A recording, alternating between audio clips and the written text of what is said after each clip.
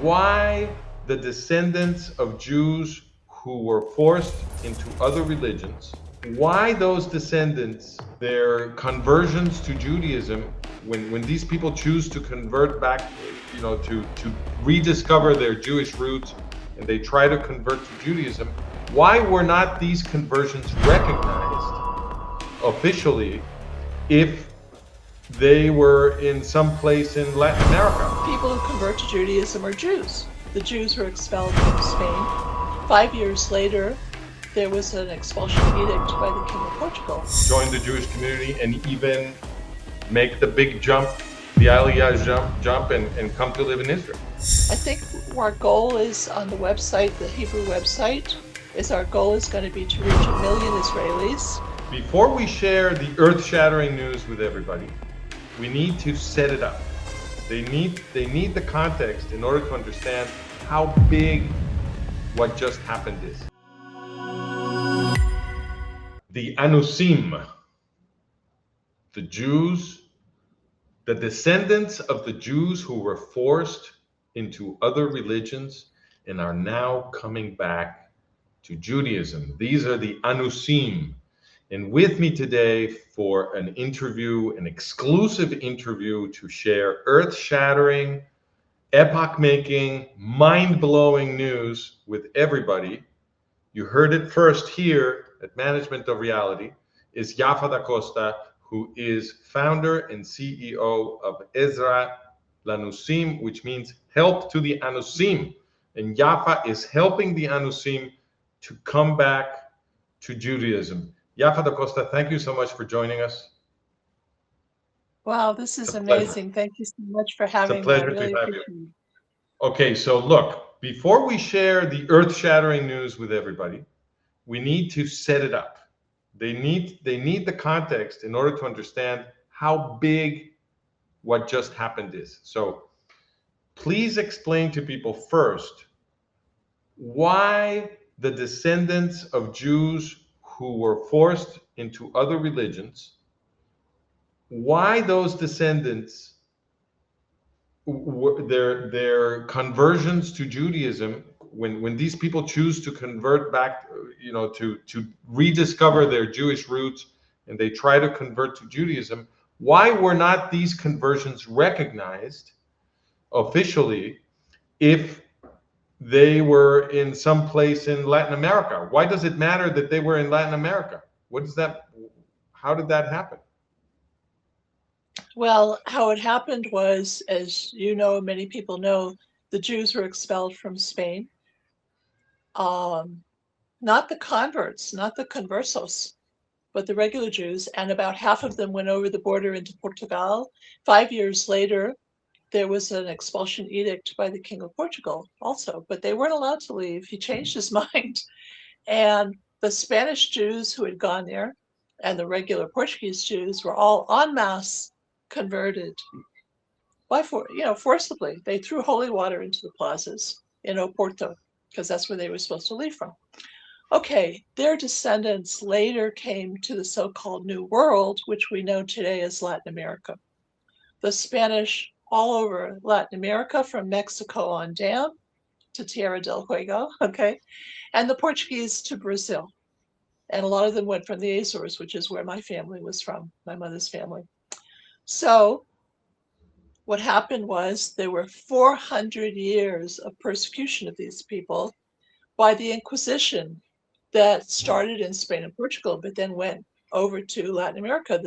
The people were followed there, and they were tortured at the stake, called an auto de fe, and they were tortured in prisons and whatever for 400 years. The last auto de fe was in 1830, 19th century. So what happened was, about 100 years later, the Syrian Jewish community in Buenos Aires made a takana, which means a community rule, that said they wouldn't accept converts to join and become members of their community. The Ashkenazi community, pretty soon thereafter, adopted the same community rule. And over time, it'll be 100 years next year, okay? In 2027, it'll be 100 years since this ruling got started. over time, all of the Jewish communities in Latin America started to observe this takana. So about 30 years So ago. just to summarize, I want to make sure I understood. So the pioneer of this move was the Syrian Jewish community in Buenos Aires.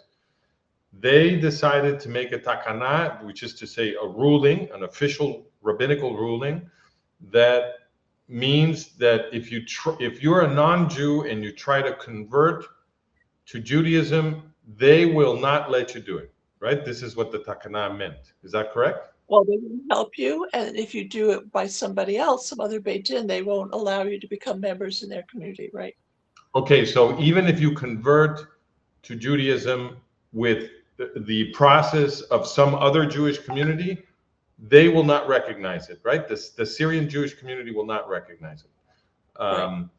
And then what happened in the rest of Latin America is that all of the different Jewish communities in Latin America copied that takana. They also reached the same decision, and it became a Latin American standard that Latin American Jewish communities do not accept converts. Did I understand correctly? That's correct. That's correct. Okay, and what was the consequence of this? Well, the consequence was starting roughly 30 years ago, there were people aware of their Jewish ancestry and wanting to return spiritually, and then even maybe return physically to our land, which is here in Israel. And they weren't allowed, as you just said. And so they did do conversions, and they had to create their own communities, their own congregations, whatever you want to call it, because of this decree, because of this barrier. In other words, And community. Let me just see if I understand. So communities were created where all of the members were Anousim. that's correct. I see. I see. And returning spiritually. They had converted Orthodox, most of them. But the Israeli Ministry of Interior, which is in charge of deciding who can make Aliyah, about 10 years ago, they adopted a different policy from people before, which essentially says people who convert to Judaism are Jews, fully Jewish, but for the purposes of Aliyah, they have to convert in the context of a recognized community, which in Latin America, the B'nai Anousim can't do that because of this decree. So it's a double So hit. the Ben Anousim, when they converted, they were converting to these communities of Anousim. In the Or what? context of the Anousim communities, right, not in the context of a recognized, because they're barred from that. But do Right. the Anousim communities in Latin America have their own rabbis? How does this work? Yeah, they have rabbis, or they learn Okay. online. If they're too small and they have, not a physical rabbi, but they have a rabbi they learn with online, whatever. It's all over the place. But those rabbis are they also Anousim? One or two. There's a few of them. I know one in particular in Miami who came up from Cuba, and his family is Anousim, and he became a rabbi and all that. But so the minority, but most of the rabbis are not themselves B'nai Anousim. Yeah. Oh, okay. So Well, the Anousim have rabbis. The Anousim study with rabbis who are not themselves B'nai Anousim. for the most part, but there are a few. I see. Okay. Okay, and they're studying here in the old city at the Sephardi Center, but whatever. So what's happened is these people have been rejected. I mean, they go knock on doors and as individuals trying to find a place where they can join and get help, and constantly doors slammed in their face, figuratively, not literally. So a lot of them come to me, and we help set them up with a community that already exists. We've got lots of community all over Latin America. I've been involved with this work, this movement for 30 years, Francisco. It's been a long time coming. But when you going say on? you help to integrate them with the community, so the way this works is let me give you what I'm imagining is the customer journey. So I'm a Latin American who discovers, or perhaps I always knew, that I was a descendant of Jews who were forced into maybe Catholicism. And so I discovered that I have this heritage, and I decide, oh, I want to go, I take the plunge and rejoin Judaism. So what you would do in my case is you would help me join a community of other Anousim. Is that what you do? Yes, if you have a small number of evidences, and we help people figure out these evidences of their mother's female line, okay? If they have minor amount of evidence, then conversion is definitely recommended. But if they have very strong evidences, which I did in my own case, we can send them to rabbis in America for a return certificate, but they have to document all their evidences. There are 4 categories, which if you want to get into, we can do. Or help them put together the package to the Beit Din. Now, if they go back to Latin America, either Brazil or the Spanish-speaking countries, they still need to have a community to be a part of, because Judaism is very communal, or we help them come here to Israel. But it's always a struggle with rabbis here about whether even that return certificate will be accepted. It's not a conversion certificate, it's a return certificate. So we help both kinds of people. And over the years, again, this has been developing over time. There are organizations that want to help the B'nai Nussim, but they won't work with returnees, because in the Haredi world, they don't accept that. They say everybody has to convert. It doesn't matter. It's been 500 years. It's been whatever number of years, you know. So that's their position. Okay. But we don't work with Haredi Orthodox rabbis. We work with, in Israel, it's called Dati Leumi, religious nationalist. Nationalist. Okay, that's the definition of Dati Leumi. And those are the rabbis that we work with in America. And some of them are willing to look at a package of documentation about this person's DNA and other evidences. And if they have very strong, I got a return certificate, for example. Okay, I was not a convert. So, but that's a minority. Again, majority, minority, the majority probably have to convert. Okay, and so my understanding is the reason there's earth-shattering news that we are about to share is that because of the ruling of the government of Israel, that in order to make aliyah, in other words, in order to immigrate to Israel and be accepted in Israel as an Israeli citizen, via the principle that Jews have refuge in Israel, the Israeli government decided, I think you said 10 years ago, 11 years ago, that unless you were converted into a recognized Jewish community, you can't do Aliyah. And so all of these Anousim were somehow stranded. They couldn't make it into Israel through the Jewish channel. There is a workaround. So you're right. Okay, but there is a workaround. The workaround, however, is financially prohibitive for thousands to come. Because what it means is we have to bring them here. We've brought a few people here doing this workaround. We bring them here, send them to a yeshiva or a seminary for the women, have them learn for anywhere between a few months to a year and a half, depends on their situation, how long they've been learning already, etc., and convert a second time with a rabbinic court, a Beit Din that's associated with the Rabbanut, the chief rabbi's office. Okay. In their conversion program. Okay. But they have to do this. This whole thing has to be done in Israel. It cannot be done in Latin America. Right. That's correct. And so who's going to pay their living expenses until they actually convert, make Aliyah, and become a citizen? They can't worry. Okay. So how, who's going to pay their living? So that's why I'm saying it's financially prohibitive to do this for many, and there's many thousands who want to come. Okay. And we are working with thousands right now. So we need the government to help these people. And this is what's starting with what happened this week. This is why it's so Interesting. important, because Interesting. they were barred from joining regular recognized communities in Latin America, and then they were barred from making LEI by the Ministry of Interior. Okay. Very interesting. All right. So it is now time for you to blow our minds with the earth-shattering news. Let's do it. Okay.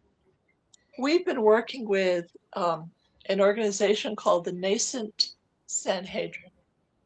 Now, in biblical times, there was a 71-member Sanhedrin in Moses' days. Okay, that's the highest, the largest court, Beit Din.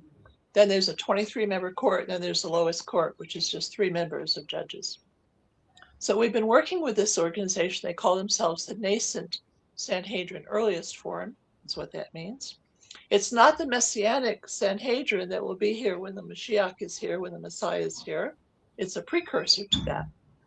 2 years ago, when I got connected with these people and I was telling them the story about the B'nai thing, they were so affected by the injustice that turned out to happen for these people. They couldn't come back, blah, blah, blah, and were rejected in their own country. So they wrote a letter, such a beautiful letter, to the B'nai Anousim, which I published on my website. I sent it out to all of our groups and communities, whatever, talking about, we love you, you're our brothers, you need to come home, we want to help you, whatever. It was a gorgeous letter. That was 2 years ago. Okay, so now happened, we started working with them again. And this week, they had a meeting about this whole situation and the Takana, which they studied, by the way, in the meantime. And they wrote So a letter. just to make sure everybody follows you, the Sanhedrin, which is this traditional body, it's like a high court that existed in ancient times, but that has not existed for a long time, for centuries. Now there's a nascent Sanhedrin. That's what it calls itself. It's not like the official Messianic Sanhedrin, because when Mashiach comes, a new Sanhedrin will be formed. But in the interim, we have this nascent Sanhedrin, and it's making important decisions. And one of these important decisions is that they repealed the Takana that the Syrian Jewish community in Buenos Aires did, and which was copied by all the Latin American Jewish communities, to disallow conversions into the Jewish community. That has been repealed, which means the door is now open for all of these Anousim to make Aliyah. Is that what that means? Well, as far as they're concerned, these 71 rabbis, as far as they're concerned, that's what it means. But it's just the first step, because what's next going to happen is media coverage, which I worked this week with a woman who I've known for 20 years to produce an article about this in English for the Jerusalem Post. And we got the green light just today that they're going to publish this article about this whole story. It'll probably go into the Jerusalem Post magazine next week, which is why you got the scoop. Okay, we're talking about it now because this isn't even going to come out to the media until next week. In other words, we got the scoop on the JP. And it explains the whole thing, but there's going to be follow-up steps. I mean, what's next going to happen is we have to have meetings with the government for them to show them this ruling of this court, this organization.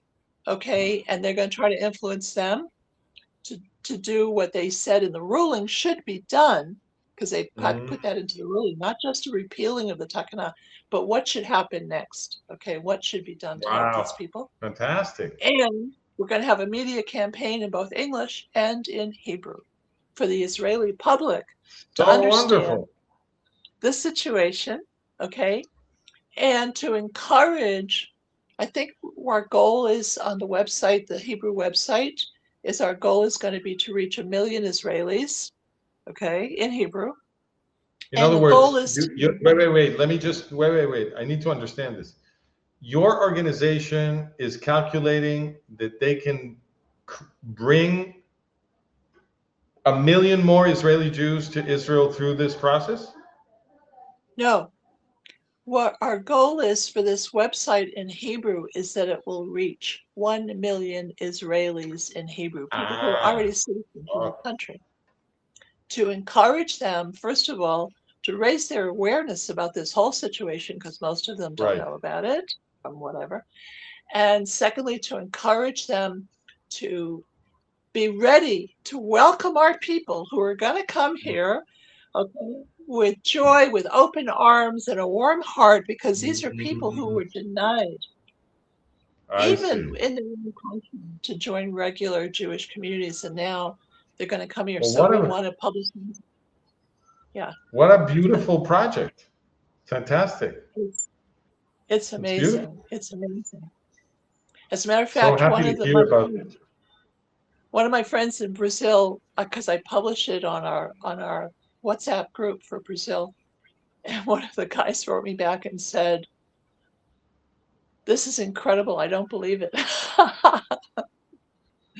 You know, they're in shock. You know, so just reading. Let's talk numbers. So how many people interested in being recognized as Jews or interested in making the conversion to Judaism do you think exist in Latin America today? Who are already aware and interested in being recognized as Jews? And converted already, as a matter of fact. Yes, we have including those who converted already. We have a WhatsApp for them. We've got about 50 or 60, and my goal is by the end of the summer we'll have 100, and then we're going to close it off. No, but I mean, how many do you estimate of these people?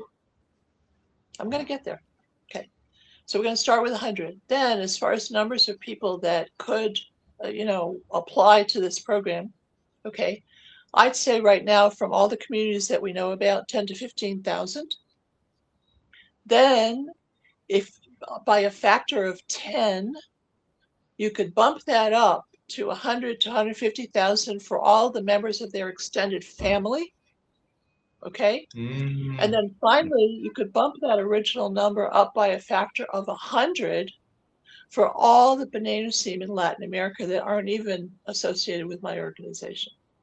And that would be 1 to 1.5 million people. In other words, this aliyah could match in numbers the Russian aliyah or exceed. Wow.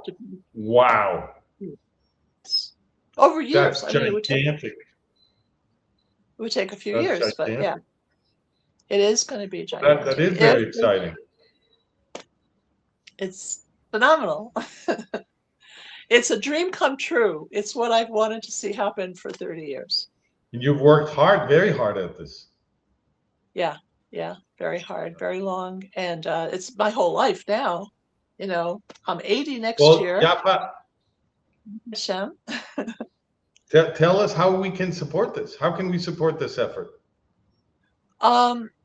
We need the public to know in Latin America, as well as here in Israel, as well as the world for that matter, because Anousim are all over the world. But the most difficult part in helping them is in Latin America. So to publish it, to send people to our website once it's up and running, okay, and the articles are there. We need awareness to be building up so people, and I'll tell you why. Because over the past decade, when I've been working with these people and these groups and these communities, they've been very discouraged. And actually, the Ministry of Diaspora Affairs had sent out a guy a few years ago, a man, representing the Diaspora Affairs Ministry to meet with some of these communities of what the government calls emerging communities. They distinguish them from recognized communities with that term, emerging communities. Okay. So he went out representing the Diaspora Affairs Ministry to meet with some of these people, meet with these communities, write a report, and then it got dropped. Nothing happened. And even in 2017, there was a committee that had been formed in 2015, it was 2 years, from the Diaspora Affairs Ministry, and they studied this whole thing, and then they wrote a report, and it got published in 2017. And one of the recommendations is we need to help these people, okay? It didn't happen. It got printed in the media, we're going to help these people. But at that time, by the way, in all fairness, there were like 3 elections in a row very quickly. in those years, in those few years. So everybody's mind was on elections and all kinds of this. And then we had COVID show up in a certain time, and then there was the war. And God, I mean, there's always been something to get in the way. Okay. So now hopefully we won't have anything else get in the way, and the government can really focus on helping these people. That's my dream. Right. Fantastic. So happy to hear this. Okay, Oh, so you great. don't have a website right now that we can send people to. Is there any way to contact you to help you out with this? Yeah, you can send them to my website, which doesn't have Okay. the ruling in English, but I will put it there as soon as I can get it translated. Because we're still working. What is your website? Tell us. It's bneianousim.org, and I'll spell that. BNEIANOUSIM.org. And there's a contact button that they can click on. And we're gonna put it in the description so people can just click on it. Excellent. And as soon as I can, I'm going to get the article in English and other languages too, of course, Spanish, Portuguese, up onto the website as soon as I can. Maybe by next week it should be up. But again, see, you're getting the scoop. You're getting like the really first. So we are the management of reality. We are a very important channel. So I guess the call to action for everybody is, if you know people who think they may have Jewish ancestry, let them know about this so that they can make decisions about whether they want to do anything about this, whether they want to explore their Jewish roots and maybe join the Jewish community and even make the big jump, the Aliyah jump and come to live in Israel, right? Yeah, absolutely. Absolutely. And the government has wanted to build up the Negev and the Galilee for years. They're always talking about it here and there. And the Negev is particularly important because of the prophet Obadiah. There's only one chapter 1, verse 20, and I'll quote him. It's the second part of that verse. It says, "And the exiles from Yerushalayim et Sepharad," which means Spain and Portugal, "will inherit the cities of the south." He uses the word. Wow. Okay, so that's where they have to go then. Well, not have to, but because it could mean the southern kingdom, not necessarily what we call the Negev today from Beersheba. Okay.